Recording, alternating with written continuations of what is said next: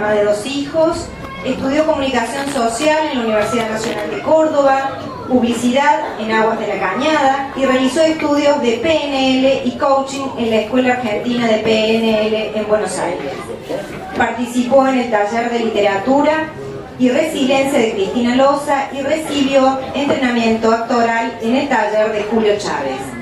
Todo lo incorporado en este recorrido se plasmó en Te lo juro, su primer libro, un intento por compartir una serie de observaciones por medio de relatos populares y otras ficciones que pretenden recordar pequeños sucesos que por cotidianos casi pasan desapercibidos. Actualmente está trabajando en una segunda parte de Te lo juro, mitos y leyendas. Con ustedes, Andrea Leján.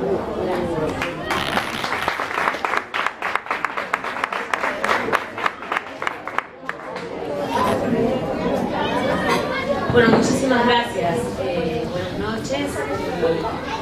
Valoramos mucho su presencia acá acompañándonos en esta noche, que nos ha invitado tan amablemente Javier.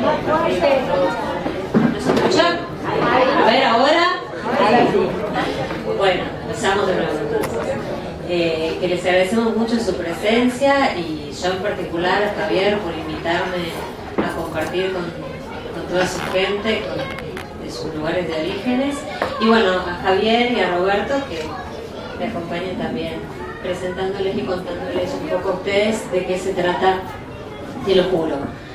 Es el título de mi primer libro y se llama Te lo juro, le pasó a un amigo de mi primo. Así empiezan todas estas historias con esta frase, porque nadie sabe bien a quién le pasó ni está comprobado que le haya ocurrido, pero son relatos que circulan en los bares, en la peluquería, en internet, y todos los hemos escuchado, y yo personalmente he tenido la posibilidad de escuchar a muchos amigos o conocidos comentándome alguna historia que ya sabía cómo terminaba, porque sé que es una leyenda urbana, pero suenan tan verdaderas que muchos estamos convencidos de que es verdad, y siempre le ha pasado a alguien que es cercano, o es un amigo, o es un amigo del primo, o es una cuñada, pero cuando empezás a preguntar, dices, ¿quién es? ¿Lo conocés? ¿Cómo se llama? No, la verdad que no sé, es un amigo de mi primo, pero sí, te juro que es así, le pasó todo esto. Van tomando de a poco cuerpo estas historias, y yo traté durante años de ir coleccionándolas, porque la verdad que me interesaban mucho. Y bueno, armé un pequeño número de ellas, y el trabajo que hice fue tomar esa leyenda y enriquecerla con personajes, con escenarios, y esto creo que, como dicen estos pequeños datos sobre mí, que no son, que hay otros que son peores, pero no lo vamos a contar acá, fui teniendo la posibilidad de darle forma a esto, porque en las distintas actividades y en las distintas cosas que indagué en mi vida pude, en lo que se trata de personajes, por ejemplo, cuando estudié teatro, aprendí mucho de un maestro que es Julio Chávez, que es una persona sumamente detallista cuando se trata de construir personajes. Entonces eso a mí me sirvió muchísimo cuando tuve que llevar estos relatos con nombres y personas para que fuera más creíble y más rico. Y después, bueno, hay distintas, les voy a contar un poquito de cada una, o de las que para mí son más queridas. Hay una historia que se llama La Salamanca, que es una leyenda del norte argentino, y nos cuenta un poco sobre un lugar donde muy pocos saben su ubicación, y a veces hemos escuchado gente que canta o que baila muy bien y le cabe el apelativo, este debe ser un salamanquero, un salamanqueño, y sería algo así como un lugar donde se otorgan a los mortales dotes y virtudes casi sobrenaturales o muy destacadas. Y el tema es que en la Salamanca hay un trato que se hace con el mal, y estas personas, cuenta la leyenda, que entregan su alma a cambio. Esta historia, si bien no ocurre en el escenario original, ocurre en una ciudad como Buenos Aires, donde una mujer está desde muy chiquita obsesionada con su fealdad y lo único que quiere en la vida es verse o que todos le digan que es hermosa. Entonces, bueno, ¿qué le ocurre a una persona cuando visita un lugar así, hace un acuerdo de esta clase y de un día para el otro se encuentra siendo una mujer enormemente bella? Hay otras historias que también muchos hemos escuchado hablar. Por ejemplo, en Buenos Aires una vez, bueno, muchos deben conocer el Jardín Botánico, que es un lugar muy bonito, que fue diseñado por el ingeniero Thais, y se caracteriza porque ahí hay muchísimos gatos abandonados, y bueno, hay gente que se ocupa, les da de comer, y en un momento muchos ambientalistas denunciaron que habían desaparecido y las autoridades notificaron que todos esos gatos iban a ser trasladados a las islas del Delta. La denuncia se hizo porque los gatos nunca llegaron al Delta y aparentemente cuando los metieron en bolsas los mataron a palos antes de llegar. Y esta fue la denuncia que hicieron los ambientalistas y nunca se pudo demostrar lo contrario. Y esta historia se trata de la cantidad de gente que ha depositado su tiempo y sus expectativas en el cuidado de estos gatos. Y entre ellos un grupo de ancianos que decide vengarse de esta acción de las autoridades y organizan una célula terrorista que perpetra una serie de atentados contra las autoridades y comerciantes. Después fui buscando historias también de aparecidos, de casas embrujadas, que siempre a todos nos gustan. Después también hay una historia que tiene que ver con una fobia que yo me di cuenta que es mucho más frecuente de lo que pensaba, y es el temor que ha tenido la gente, fundado en otros tiempos y que sigue quedando en la psiquis, que es el temor a ser enterrado vivo. Entonces esta es una historia, una fobia que se llama tapefobia, y es un personaje que se ha visto muy amenazado por este temor y desarrolla, bueno, toda una actividad que le permite ir superándola de a poco. Y después también hay muchas historias sobre trastornos de la psiquis femenina, o sea, locuras de amor, ¿no? Hay una historia que yo me gustó mucho porque en un momento de mi vida yo me daba cuenta que las conversaciones con mis amigas eran siempre sobre lo mismo, ¿no? Sobre los novios, los maridos, los exnovios, los exmaridos. Y las mujeres tenemos como una cosa que nos gusta mucho escribir, ¿no? Lo que nos pasa. Entonces escribimos mails, mandamos mails, esperamos la respuesta, pero más allá del contenido, creo que lo que nos gusta es realmente ver escrito todo lo que le quisiéramos decir a ese que nos rompió el corazón. Y yo un día decidí juntar todas esas cartas de conocidas, de amigas, porque además consultamos antes de mandar un mail a ver qué les parece a nuestras amigas, si está bien, si esa es la palabra, si esas son las pausas. Entonces un día decidí juntarlas todas y armar una historia sobre un libro que se publicaba con todas estas cartas y mails que mandamos las mujeres a quienes nos hacen vivir esa desdicha. Y después también busqué mucho noticias exóticas que aparecen por ahí en diarios de otros países, y una vez circuló en Buenos Aires una historia que apareció en una noticia. Aparentemente una mujer había hecho caer a su marido en una trampa a través de estos dispositivos que tienen los autos nuevos, los dispositivos que permiten monitorear dónde está el auto. Bueno, la mujer había decidido hacerlo caer en una trampa y encontrarlo infraganti haciendo la denuncia del vehículo robado. Y esto fue muy gracioso porque después que yo escribí la historia y la publiqué, me encuentro con una amiga y que me dice que me va a contar lo que le había pasado con su marido, y me cuenta la misma historia, que lo había encontrado a su marido subiéndose en buquebús rumbo a Uruguay con una señorita que lo acompañaba y que ella ya sabía de quién se trataba, pero se había desarrollado exactamente igual.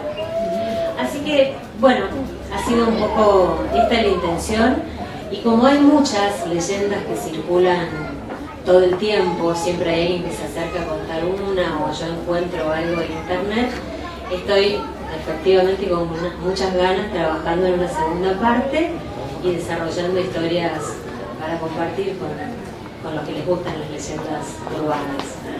Así que bueno, espero que si alguno tiene interés en estos temas, tenga la posibilidad de leer. Y muchas gracias y los dejo acá.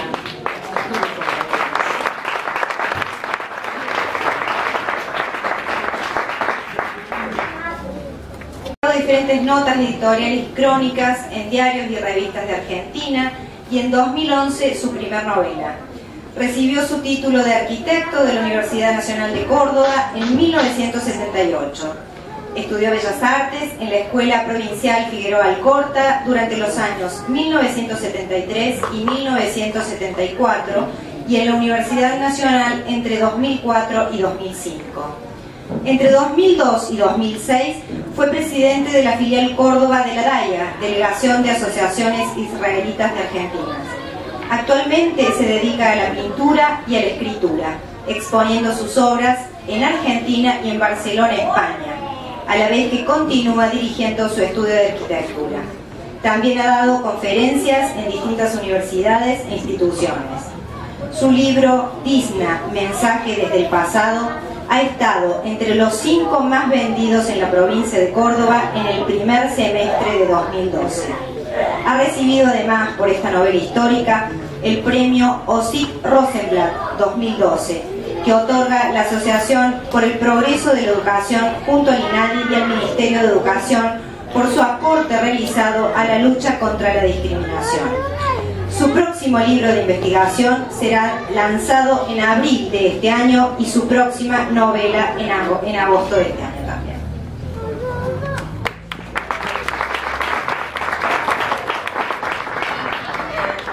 Buenas noches. Bueno, primero les quiero recomendar, yo leí este libro, te lo juro. La verdad que son historias exquisitas, escritas con una pluma muy prolija. A mí me gustó mucho. Yo sé que vos tenés fascinación por Andrea, por las historias y por esos contenidos mágicos que a veces nos traen todas estas historias que nos empiezan, todas esas anécdotas que van circulando y a veces nos dejan cositas importantes, ¿no? Yo los invito, antes de comentarles algo de este libro que vine a presentar, Dizna, Mensajes del Pasado, no sé si se puede bajar la luz de esta parte. Los invito a ver un book trailer, creo así se llama, Javier, un book trailer que fue usado en la presentación del libro hace un año.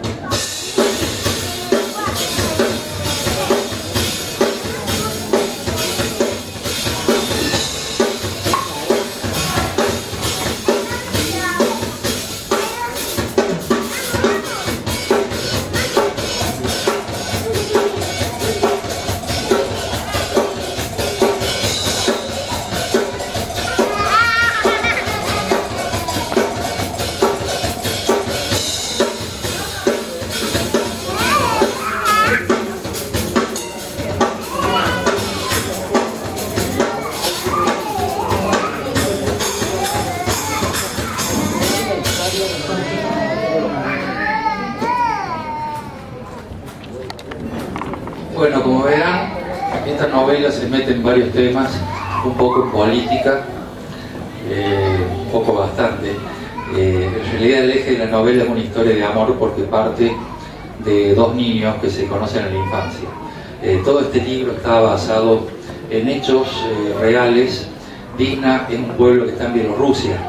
En ese pueblo nació mi padre, que llegó a Argentina antes de la Segunda Guerra Mundial, y al terminar la guerra él era un adolescente y quiere tratar de ubicar a su familia que quedó allá en Europa del Este.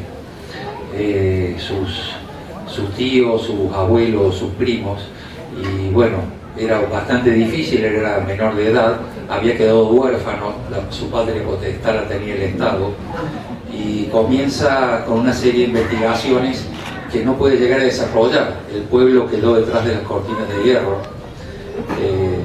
y un día decide dar vuelta a la página, y muchos años después, algo así como 50 o 60 años después, aparece una carta y una serie de personajes que entran a develar el misterio familiar. Dizna es un pueblito muy chico, pero en nuestra mesa familiar era muy común que se hablara de ello entre mi padre y su hermana. Esto es lo que a mí me inspiró a escribir este libro. En realidad la investigación de saber qué sucedió con toda esa familia y lo que pasó en ese lugar es algo que llevó alrededor de 15 años. Y bueno, está condensado acá en una carta que misteriosamente aparece.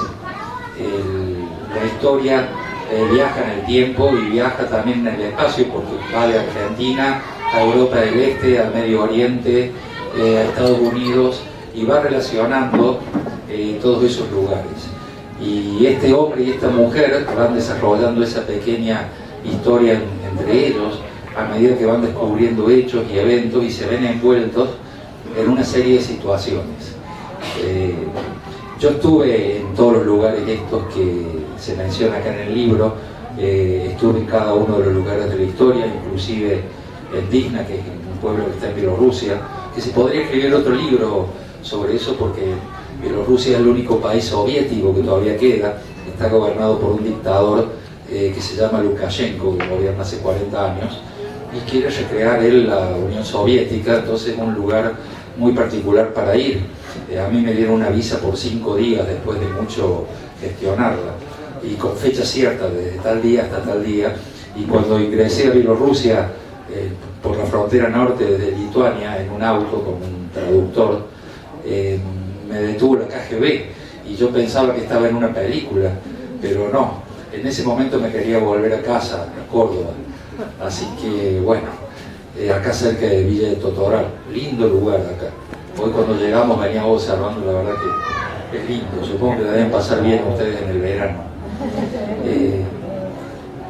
Y aparte, bueno, tengo algunos amigos acá, aparte de la familia Díaz, la familia de Javier, tengo algunos muy queridos amigos como Reina Carranza, no sé si es de acá, pero sé que suele andar bastante seguido por la zona.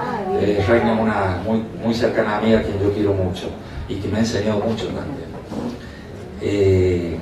Bueno, como les decía, esta historia inevitablemente está rodeada de política, de sensaciones, de emociones.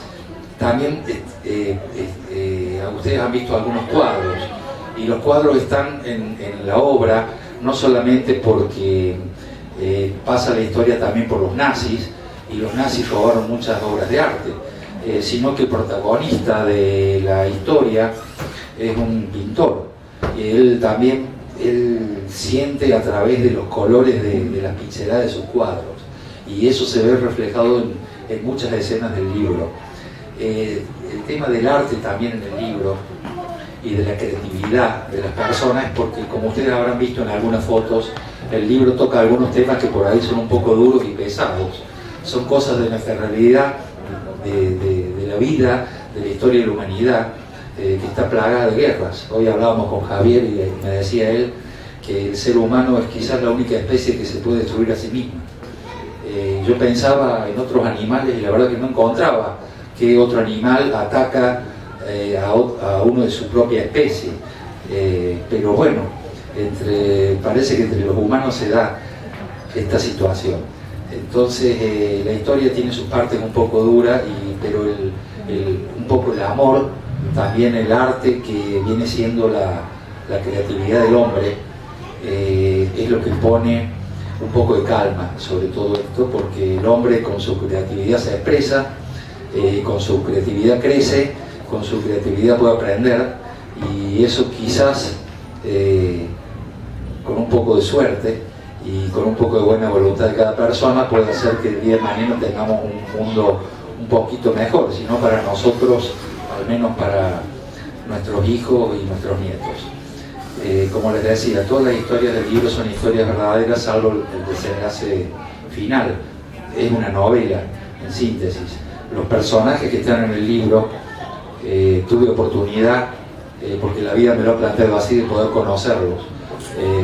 He conocido un señor polaco que murió en Córdoba hace poco, que fue agente de inteligencia británico durante la guerra, y él se dedicó a salvar mucha gente que estaba oprimida. Trabajaba con el embajador sueco en Hungría, que se llamaba Raoul Wallenberg. Y bueno, este hombre da la casualidad que conoció en su momento a algunas personas de mi familia, que fue la persona a través de la cual pudo ser testigo y dar testimonio de lo sucedido allá en Disna.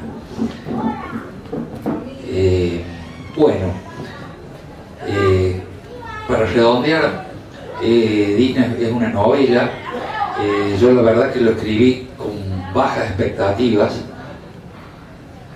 Como leyó Eugenia hace un rato, yo a veces escribía notas o alguna nota editorial o algún artículo o alguna crónica que salía publicado en alguna revista o en algún diario, en La Voz del Interior, en el ámbito financiero. Pero un día me senté a escribir el libro, hice un poco de tiempo entre mis ocupaciones y yo me sorprendí. No voy a decir que me cambió la vida, pero casi. A partir de escribir el libro, aparte de llamarme algunas veces, de invitarme a amigos a una presentación como esta, tuve la suerte que me invitaron a dar charlas de temas relacionados con la historia que en el libro se cuenta. Todos me dicen que es un libro. Yo soy bastante descriptivo, me gusta describir mucho las cosas, quizás mi parte de arquitecto me lleva a eso, pero no solo visualmente, sino que trato de tomar todos los sentidos. Y también me gusta cuando escribo algo que quien lo lee, que el lector, sea protagonista del tema junto con el protagonista del libro, perdón la redundancia. Todos me dicen que es un libro muy ágil para leerlo. Espero que si quieren leerlo que lo disfruten mucho. Hay un mail que está junto con la información del libro, por si quieren hacer cualquier consulta. Y bueno, les agradezco mucho la paciencia, el haberme escuchado. Si alguien quiere decir algo o hacer una pregunta, yo estoy a disposición. Si no, le doy paso a Javier para que siga. Muchas gracias. Bueno, ahora les va a hablar Javier Díaz. Muchos de ustedes lo conocen desde chico. Nace en Córdoba capital un 10 de octubre de 1967. Actualmente trabaja con su padre en su estudio de arquitectura, pero su verdadera vocación, lejos de proyectos y estructuras, tiene que ver con la escritura. Desde muy pequeño dibujaba historietas y cuando aprendió a leer y escribir les puso texto. Luego se inclinó por la poesía y los cuentos cortos para finalmente, después de participar de talleres literarios, desembocar en la novela, siendo Caraigua, Hombre Blanco del Amazonas, su primera obra editada. Javier. Gracias.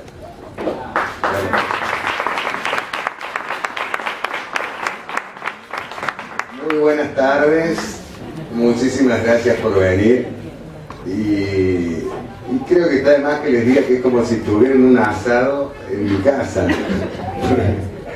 Al 80% los conozco y de toda la vida. Totoral, para mí estar acá hoy es importantísimo porque Totoral tiene una gran parte de mi infancia, de mis mejores recuerdos, digamos, que los repartí entre Santa Catarina, Cochinga y Totoral. Bueno, antes de hablar del libro, les voy a mostrar el book trailer.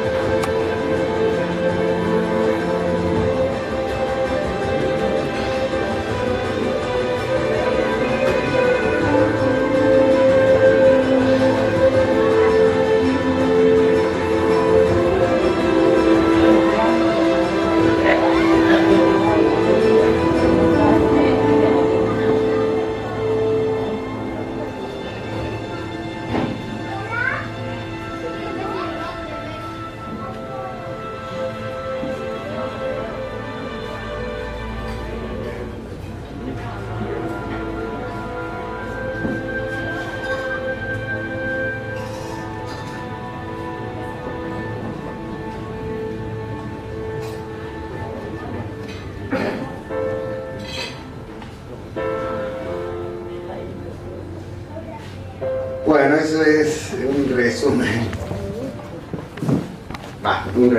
bastante resumido de Caraiguá, valga la redundancia.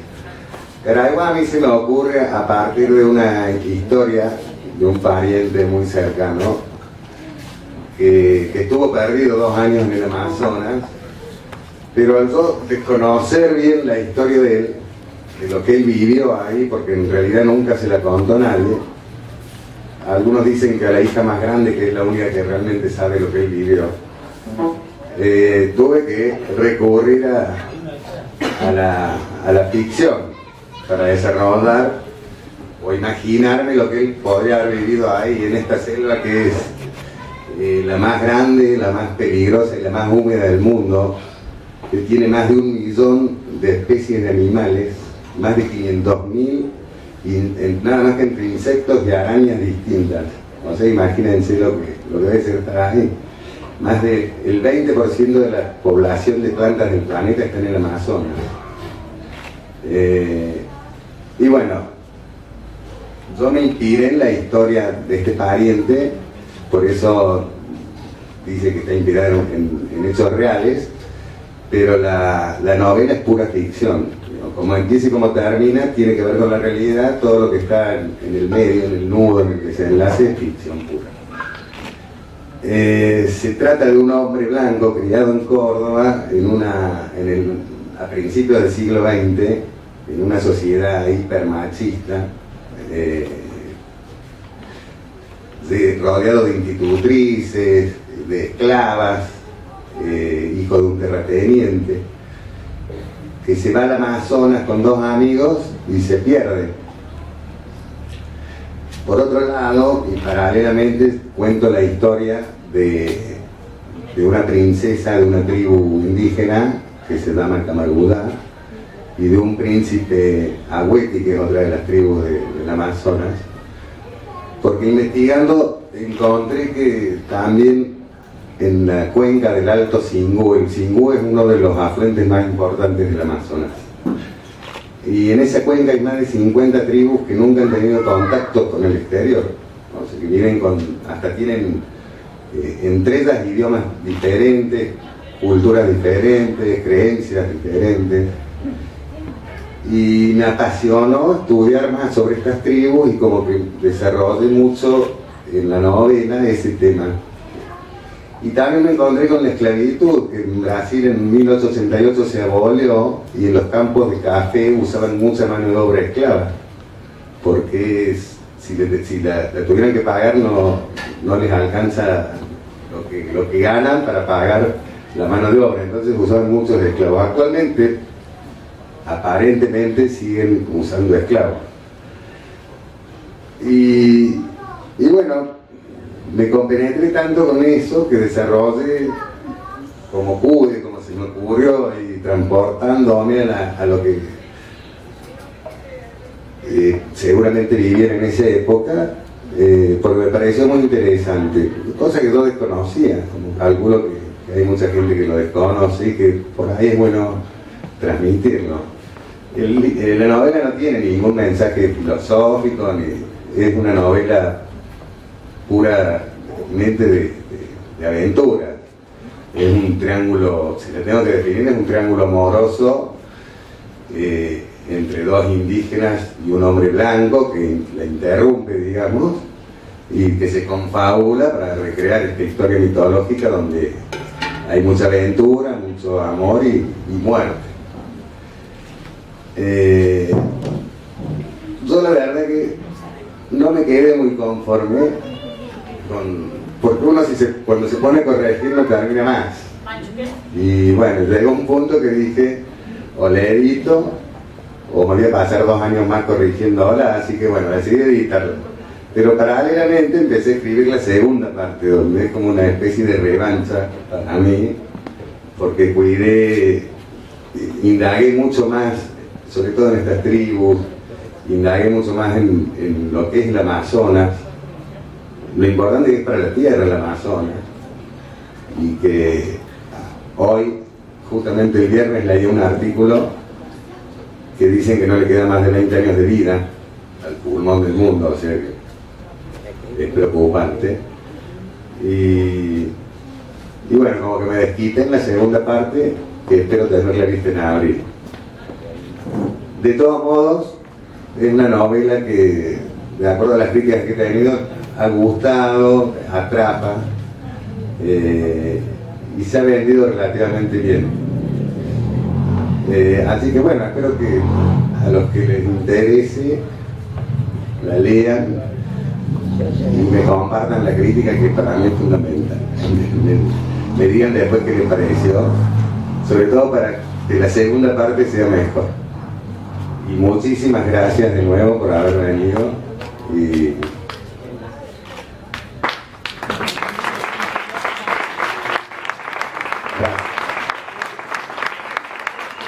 los que quieran, los que compren libros y quieran que se los firmen, tanto Roberto, Andrea, pasen por acá si quieren, o nos buscan, vamos a estar un rato más acá.